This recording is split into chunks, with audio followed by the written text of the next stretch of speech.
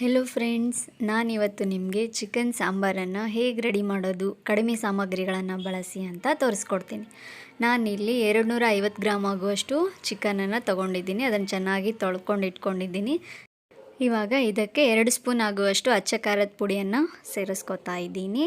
Next ರುಚಿಗೆ ತಕ್ಕಷ್ಟು ಉಪ್ಪನ್ನು ಹಾಕ್ತಾಯಿದ್ದೀನಿ.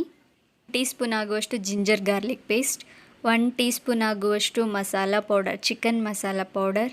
ನೆಕ್ಸ್ಟು ಅರ್ಧ ಟೀ ಸ್ಪೂನ್ ಆಗುವಷ್ಟು ಅರಿಶಿನ ಪೌಡರ್, 1 ಟೀ ಸ್ಪೂನ್ ಆಗುವಷ್ಟು ಕೊತ್ತಂಬರಿ ಪೇಸ್ಟನ್ನು ಹಾಕಿ ಇದನ್ನು ಚೆನ್ನಾಗಿ ನಾನಿವಾಗ ಮಿಕ್ಸ್ ಮಾಡ್ಕೊತಾ ಇದ್ದೀನಿ.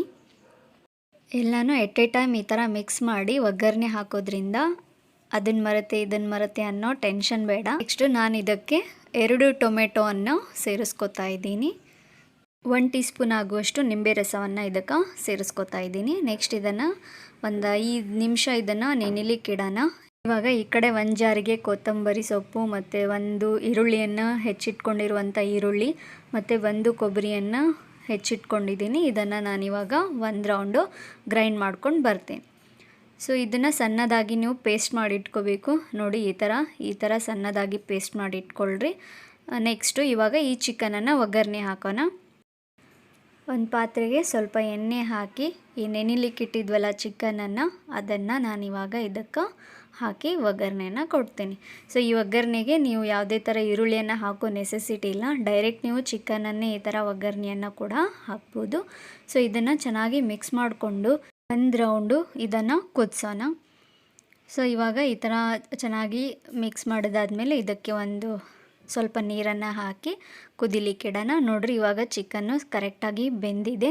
ಈ ಕಡೆ ಒಂದು ಪಾತ್ರೆಗೆ ಸ್ವಲ್ಪ ಎಣ್ಣೆ ಮತ್ತು ಈರುಳ್ಳಿ, ಆಮೇಲೆ ನಾವು ಗ್ರೈಂಡ್ ಮಾಡಿ ಇಟ್ಕೊಂಡಿದ್ವಲ್ಲ ಈರುಳ್ಳಿ ಮತ್ತು ಕೊಬ್ಬರಿ ಪೇಸ್ಟನ್ನು ಇದಕ್ಕೆ ಹಾಕಿ ಫ್ರೈ ಮಾಡ್ಕೊಳ್ಳೋಣ. ಸ್ವಲ್ಪ ಅಂದರೆ ಹಸಿ ಉಳ್ಳಾಗಡ್ಡೆ ವಾಸನೆ ಎಲ್ಲನೂ ಹೋಗಬೇಕು. ಹಾಗಾಗಿ ಇದನ್ನು 1 ರೌಂಡ್ ನಾನು ಫ್ರೈ ಮಾಡ್ಕೋತಾ ಇದ್ದೀನಿ ಸಪ್ರೇಟ್ ಒಂದು ಪಾತ್ರೆ ಒಳಗಡೆ. ಸೊ ಈ ಥರ ಇದನ್ನು ಚೆನ್ನಾಗಿ ಫ್ರೈ ಮಾಡಿದಾದ್ಮೇಲೆ ಇವಾಗ ನಾವು ಆಲ್ರೆಡಿ ಚಿಕನನ್ನು ಬೇಯಿಸಿಟ್ಕೊಂಡಿರ್ತೀವಲ್ಲ, 1 ರೌಂಡ್ ಕುದ್ದಾದಮೇಲೆ ಆ ಚಿಕನನ್ನು ನಾನು ಇದಕ್ಕೆ ಸೇರಿಸ್ಕೊತಾ ಇದ್ದೀನಿ.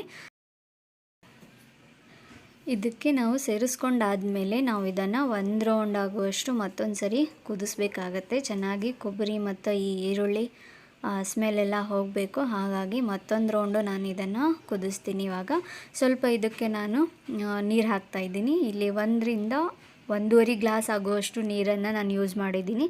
ಇದು ಕುದೀತಾ ಹೋದಂಗೆಲ್ಲ ಸ್ವಲ್ಪ ಗಟ್ಟಿ ಆಗುತ್ತೆ. ಸೊ ಜಾಸ್ತಿ ನೀರಾಯಿತು ಅನ್ನೋ ಟೆನ್ಷನ್ ಬೇಡ. ಸ್ವಲ್ಪ ಇದನ್ನು ಕುದಿಸ್ಬಿಟ್ಟು ಆಮೇಲೆ ನಾವು ಇಳಿಸೋಣ.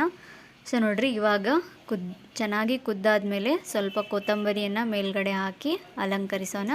ಈ ರೆಸಿಪಿ ನಿಮ್ಗೆ ಇಷ್ಟ ಆಗಿದ್ದರೆ ನಮ್ಮ ಚಾನಲ್ನ ಸಬ್ಸ್ಕ್ರೈಬ್ ಮಾಡಿರಿ, ಕಮೆಂಟ್ ಮಾಡಿರಿ, ಲೈಕ್ ಮಾಡಿರಿ ಮತ್ತು ಶೇರ್ ಮಾಡಿರಿ. ಈ ರೆಸಿಪಿನ ನೀವು ಒಂದ್ಸರಿ ಟ್ರೈ ಮಾಡಿರಿ. ಧನ್ಯವಾದಗಳು.